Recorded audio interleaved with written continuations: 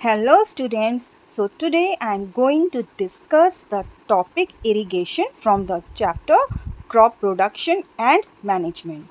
So students, we were doing the different types of agricultural practices. ठीक है, हम लोग क्या कर रहे थे, एग्रीकल्चरल प्रैक्टिसेस कर रहे थे और इसमें हम लोग ने अभी तक क्या क्या फिनिश किया है, preparation of soil, sowing, adding manure and fertilisers. और आज जो हम कवर करेंगे वो करेंगे इरिगेशन पॉइंट। ठीक है, तो इरिगेशन में क्या होता है, what do you mean by irrigation, आप क्या समझते हो इरिगेशन से। ठीक है, इरिगेशन मीन्स आप क्रॉप्स में या फील्ड में पानी डालने को हम बोलते हैं irrigation. All right, so all living beings need water to live.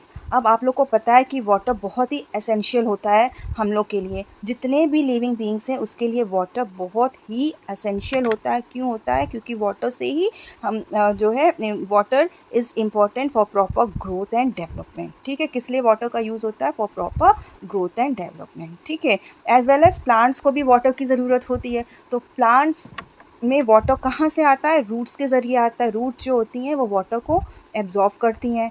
ठीक है, along with water minerals and fertilisers are also absorb. अब वाटर के साथ साथ प्लांट्स के अंदर क्या क्या और एब्जॉर्ब होता है? मिनरल्स एंड फर्टिलाइजर्स, ये भी एब्जॉर्ब होते हैं। Okay, plants contain nearly 90% water. अब प्लांट्स में कितना परसेंटेज ऑफ वाटर होता है? 90% वाटर होता है प्लांट्स में। ठीक है, और प्लांट्स में वाटर की क्यों ज़रूरत होती है? क्योंकि फॉर प्रॉपर सीड जर्मिनेशन के लिए जो है प्लांट्स में वाटर की ज़रूरत होती है। All right, water is essential because for germination of seed. और फिर ड्राई कंडीशंस में क्या होता है? सीड का जर्मिनेशन नहीं होता है। Under dry condition seed germination does not take place. ठीक है, और nutrients dissolve in water are transported to each part of the plant. और साथ ही साथ जो भी न्यूट्रिएंट्स वाटर में डिज़ोल्व होता है वो क्या होता है? वाटर के थ्रू जो है वो प्लांट्स के ईच पार्ट में ट्रांसपोर्ट हो जाता है। All right, so water also protects the crop from both frost and hot air currents। ठीक है, प्रोटेक्ट, और जो वाटर होता है वो फ्रॉस्ट से हमारी क्रॉप को बचाता है as well as hot air current से बचाता है। फ्रॉस्ट मतलब जब बहुत ठंड पड़ती है तो उस समय भी वाटर हमारी क्रॉप्स को बचाता है। To maintain the moisture of the soil for healthy crop growth, fields have to be watered regularly. अब सॉइल में प्रॉपर मॉइस्चर मेंटेन करने के लिए क्या होना चाहिए? फील्ड में रेगुलरली हमको क्या करना चाहिए? इरिगेशन करना चाहिए। ठीक है, हमें रेगुलरली फील्ड में पानी डालते रहना चाहिए। The supply of water to crops at regular interval is called irrigation. ये इरिगेशन है, इसको अच्छे से आप लोग प्रिपेयर कर लीजिएगा। The supply of water to crops at regular interval is called irrigation. Okay, the time and frequency of irrigation varies from crop to crop, soil to soil and season to season। अब क्या है, irrigation जो है हम किस पे depend होता है? क्रॉप टू क्रॉप डिपेंड होता है, सॉइल टू सॉइल डिपेंड होती है, as well as season to season depend होता है। ठीक है, अब जैसे विंटर्स में तो डेली क्रॉप में पानी डालने की ज़रूरत नहीं है। क्यों नहीं है? क्योंकि विंटर्स में क्या होता है, इवेपोरेशन बहुत ही स्लो होता है, तो इसलिए पानी बार बार डालने की ज़रूरत नहीं है।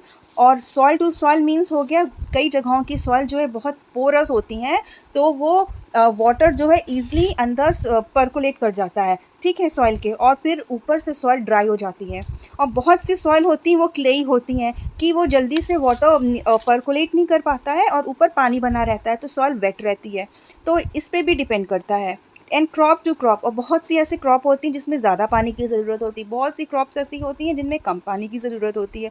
तो जो इरिगेशन है वो डिपेंड किस पे करता है? From crop to crop, soil to soil and season to season. एक जो अगर एक स्टेट में कोई हम क्रॉप लगा रहे हैं, वही क्रॉप अगर हम दूसरे स्टेट में लगा रहे हैं तो ज़रूरी नहीं है कि वही मेथड से हम मतलब इरिगेशन करें क्रॉप को। ठीक है, ये वेरी करता है, soil to soil, crop to crop, season to season. All right, so in summer the frequency of watering is higher. ये देखिए, अब समर में क्या होता है, पानी की ज़्यादा ज़रूरत पड़ती है। Why is it so? क्यों ऐसा होता है? Could it be due to increased rate of evaporation of water from the soil and the leaves? तो समर सीजन में क्या होता है, वाटर का इवेपोरेशन बहुत जल्दी होता है, सॉइल से भी हो जाता है एज वेल एज लीव से भी हो जाता है, तो पानी की कमी हो जाती है प्लांट को। ठीक है, तो ये भी आप एक क्वेश्चन नोट कर सकते हैं, आपके एग्जाम में पूछा जा सकता है स्टूडेंट्स कि in summer the frequency of watering is higher, why, क्यों? तो आप आंसर इसका ये लिख सकते हैं। ऑल राइट, अब हम लोग नेक्स्ट चलते हैं। नेक्स्ट टॉपिक जो हमारा sources of irrigation, that means हमको वाटर कहाँ कहाँ से मिल सकता है। तो कहाँ कहाँ से हमें वाटर मिल सकता है? वेल से मिल सकता है, ट्यूबवेल से भी हम ले सकते हैं, ponds, lakes, rivers, dams and canals. तो इन सभी जगहों से हम वाटर लेके हम फील्ड में पहुँचा सकते हैं। ठीक है, नेक्स्ट पॉइंट आया ट्रेडिशनल मेथड ऑफ इरिगेशन। अब ट्रेडिशनल मेथड ऑफ इरिगेशन क्या है, मतलब कि बहुत पुराने टाइम से जो मेथड चले आ रहा है, वो क्या मेथड चले आ रहा है पुराने टाइम से, वो हम लोग यहाँ पे पढ़ेंगे। 4 मेथड से वो चले आ रहा है, तो उन 4 मेथड्स के बारे में, उसके बारे में डिटेल नहीं दिया है, बस यहाँ पे पॉइंट्स ही दिया है, तो आपको डिटेल जाने की ज़रूरत नहीं है। पॉइंट्स को मैं आपको समझा दूँगी, आप समझ लीजिएगा। अगर डिटेल इन केस आपको पूछा जाता है तो आप लिख सकते हैं, क्योंकि मैं अभी आपको वो पॉइंट्स एक्सप्लेन कर दूँगी। ऑल राइट, तो अब हम लोग आते हैं traditional methods of irrigation. Okay, so the water available in wells, lakes and canals is lifted up by different methods in different regions for taking it to the field. अब जो है water हमारा जो है कहाँ कहाँ पे, वेल्स में है, लेक्स में है, हमारे कैनाल्स में है, इनके पानी को हम किस तरीके से खींच के लाएंगे और हम अपने फील्ड में डालेंगे। ठीक है, तो अलग अलग रीजन्स में अलग अलग तरीका होता है। तो कैटल और human labour is used in these methods. अब पानी को वेल से या कैनाल से या लेक से निकालने के लिए किसका यूज़ किया जाता है? कैटल का यूज़ किया जाता है, या फिर ह्यूमन बीइंग खुद अपनी खुद से वो लेकर के आते हैं। ठीक है, so these methods are cheaper but less efficient. तो ये मेथड जो है चीप तो होता है, लेकिन ज़्यादा इसको यूज़ नहीं करते हैं, क्योंकि इसमें बहुत ज़्यादा मैन पावर की ज़रूरत होती है। The various traditional ways are, अब क्या क्या है? मोट, नंबर 1 इज़ मोट, पुली सिस्टम। ठीक है, जिसको कि हम पुली सिस्टम भी बोलते हैं। आप देख सकते हैं यहाँ पे वेल है और यहाँ पे जो है पुली बना दी गई है, और इसके थ्रू जो है, और इसके एंड में जो है एक कंटेनर को टाई कर दिया गया है, और फिर इस कंटेनर को इस रोप की हेल्प से वेल के अंदर डालते हैं, और फिर इसको यहाँ से इसको क्या करते हैं, यहाँ से इसको खींचते हैं। तो ये जो है कंटेनर है, ये वेल के अंदर से बाहर आ जाता है पानी भर के। ठीक है, एक तो ये सिस्टम हो गया। Next, chain pump.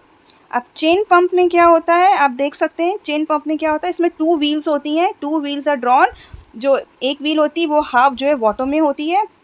ठीक है, और फिर जो है उसके एंड में कंटेनर लगा रहता है, और फिर उसको हम लोग खींचते हैं, और जब खींचते हैं तो जो कंटेनर है वो नीचे जाता है पानी में, और फिर पानी भर के वो ऊपर आ जाता है।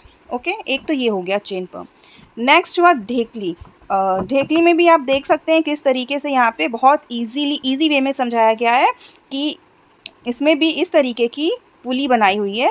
यहाँ पे कंटेनर अटैच हो गया है, और इसको जो है कंटेनर के थ्रू जो है पानी निकाला जाता है। ठीक है, अब नेक्स्ट जो हमारा आता है लास्ट इज़ राहत। इसको हम बोलते हैं लिवर सिस्टम। इसमें क्या होता है, मेनली ये जो होता है ऑक्स ड्रिवन होता है। ठीक है, और एक बड़ी सी व्हील होती है, और इस बड़ी सी मेनली ये क्या होता है, ऑक्स ड्रिवन होता है, और एक बड़ी सी व्हील होती है, और इस व्हील में बहुत सारे कंटेनर्स लगा दिए जाते हैं, और जब ये ऑक्स इसको खींचता है तो एक साथ बहुत सारे जो हैं कंटेनर में पानी भर जाता है। अभी तक इसमें आपने देखा था 1 एट अ टाइम हो रहा है, सब में 1 एट अ टाइम हो रहा है, लेकिन राहत में क्या होता है, कई सारे कंटेनर्स एक साथ उनमें पानी भरा जाता है। ठीक है, अब नेक्स्ट क्या लिखा है, pumps are commonly used for lifting water. Diesel, biogas, electricity and solar energy is used to run these pumps। और कई जगहों में क्या होता है, पम्प्स यूज़ किया जाता है इंस्टेड ऑफ इतनी मेहनत की ज़रूरत नहीं है, इसकी जगह क्या किया जाता है, पंप के थ्रू जो है पानी को खींचा जाता है, नीचे से ऊपर निकाला जाता है। और जो पंप चलाने के लिए क्या चीज़ की ज़रूरत होती है, डीज़ल की ज़रूरत होती है या बायोगैस की ज़रूरत होती है, इलेक्ट्रिसिटी की ज़रूरत होती है या फिर सोलर एनर्जी की ज़रूरत होती है। इसके ज़रिए पंप को चलाया जाता है। ऑलराइट, अब नेक्स्ट जो पॉइंट हमारा है मॉडर्न मेथड्स ऑफ इरिगेशन। तो अभी तक हम लोग ने ट्रेडिशनल मेथड्स के बारे में पढ़ा था कि ट्रेडिशनल मेथड्स में क्या क्या मेथड्स थे, मोट, चेन पंप, डेकली एंड राहत। तो इनके थ्रू हुआ करता था इरिगेशन, ठीक है। अब मॉडर्न मेथड्स में क्या है, मेन 2 मेथड्स से यहाँ पे आपको दिया हुआ है। 2 मेथड्स क्या है आप लोग के इस कोर्स में, sprinkler system and drip system. इसमें क्या होता है, पानी जो है उन जगहों के लिए भी ये होता है जहाँ पे पानी की कमी होती है, तो इसमें क्या होता है, पानी वेस्ट नहीं होता है, ठीक है।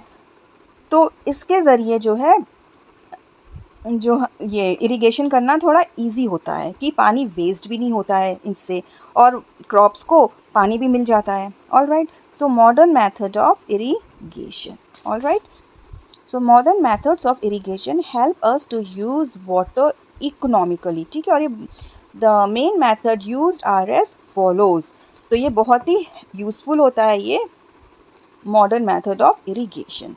अब हम देख सकते हैं नंबर 1 स्प्रिंकलर सिस्टम। इन स्प्रिंकलर सिस्टम में क्या होता है, अब आप देखिए यहाँ पे, this system is more useful on uneven land where sufficient water is not available. तो स्प्रिंकलर सिस्टम किन जगहों के लिए बहुत यूज़फुल होता है, जहाँ की जो लैंड है वो एक लेवल में नहीं होती है, वो अनइवन लैंड होता है, वो टेढ़ी मेढ़ी ऊबड़ खाबड़ टाइप की लैंड होती है, कहीं पे ऊपर होगा कहीं पे नीचे होगी लैंड, ठीक है। तो ऐसी जगहों में क्या होता है, ये बहुत ही यूज़फुल होता है। The perpendicular pipes having rotating nozzle on top are joined to the main pipeline at regular intervals. अब आप यहाँ पे देख सकते हैं कि ये परपेंडिकुलर पाइप्स लगा हुआ है और हर एक में ये नोजल अटैच है। ये परपेंडिकुलर पाइप्स लगे हुए हैं, ठीक है, ये दिख रहा है आपको, ये परपेंडिकुलर ये पाइप्स लगे हैं, ये परपेंडिकुलर पाइप्स लगे हैं, और इन परपेंडिकुलर पाइप्स में क्या है, हर एक में ये नोज़ल लगा हुआ है। आप देख रहे हैं इस तरीके से नोज़ल लगा हुआ है। When water is allowed to flow through the main pipe under pressure, with the help of a pump, it escapes from the rotating nozzle.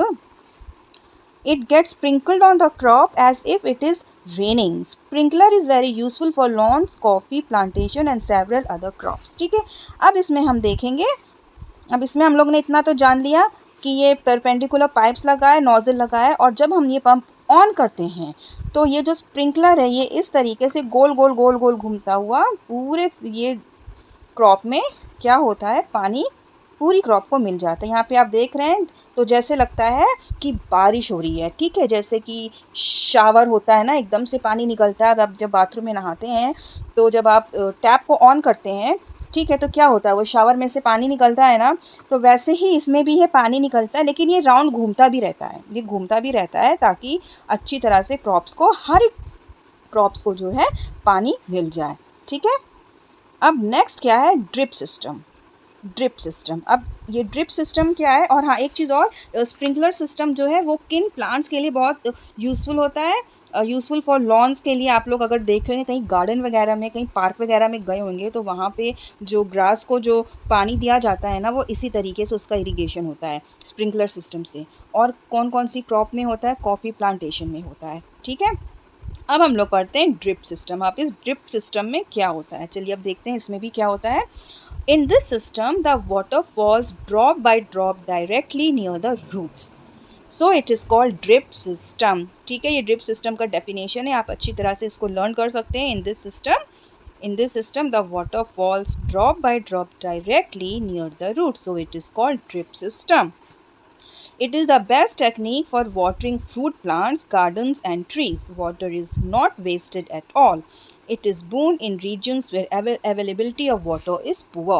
ठीक है, अब हम यहाँ पे देख सकते हैं ड्रिप सिस्टम में क्या होता है, नीचे पाइप ये लगा हुआ है, ठीक है, और यहाँ पे आप देख सकते हैं यहाँ पर एक छोटा सा ये से नोजल टाइप का निकला हुआ है, इस तरह से एकदम रूट के पास, प्लांट रूट के पास, इस तरीके से आप यहाँ पे ये देख सकते हैं, ठीक है। अब यहाँ से हमने पंप ऑन किया तो डायरेक्टली ये रूट के ही पास पानी जाएगा। कहाँ पे जाएगा, रूट के ही पास जाएगा, सब में सारी जितने भी प्लांट्स हैं उसके पास ये जो है इस तरीके से एक आउटलेट दे दिया जाता है, ताकि जब हम पंप ऑन करेंगे तो वाटर जो है सिर्फ रूट्स के पास, रूट को ही पानी जाए और इधर उधर वेस्ट नहीं हो। तो इस टाइप का जो है ड्रिप सिस्टम किन जगहों के लिए ज़्यादा यूज़फुल है, जहाँ पे पानी बहुत ही कम होता है, यानी कि जहाँ पे पानी की कमी होती है। सो स्टूडेंट्स, आज मैं यहीं तक आप लोग को एक्सप्लेन करूँगी, ठीक है। अब जो नेक्स्ट टॉपिक है हमारा प्रोटेक्शन फ्रॉम वीड्स, ये मैं अपने नेक्स्ट वीडियो में आप लोग को एक्सप्लेन करूँगी, ठीक है।